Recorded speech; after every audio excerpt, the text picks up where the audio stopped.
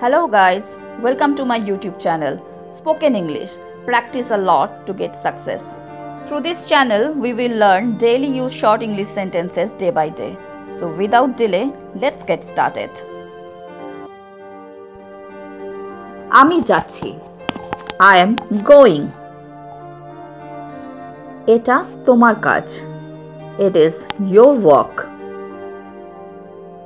বেশি দূরে যেও না. Don't go too far. Too far মানে বেশি দূর. কিছু করার নেই. Nothing to do. আরো কিছু নিন. Take something more. তুমি তোমার সীমা অতিক্রম করো না.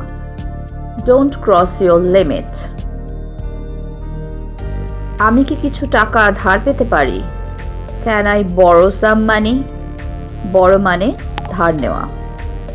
আমি অনেক ক্ষুধার্ত, আমাকে খেতে দাও. I am very hungry, let me eat. Hungry মানে ক্ষুধার্ত.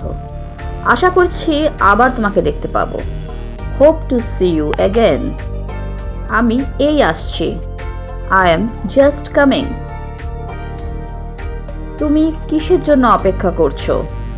What are you waiting for? আমি ট্রেনের জন্য অপেক্ষা করছি. I am waiting for the train. তোমার ফোন নাম্বারটা পেতে পারি?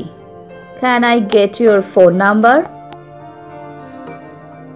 অপরিচিত কাউকে আমি আমার ফোন নাম্বার দিই না.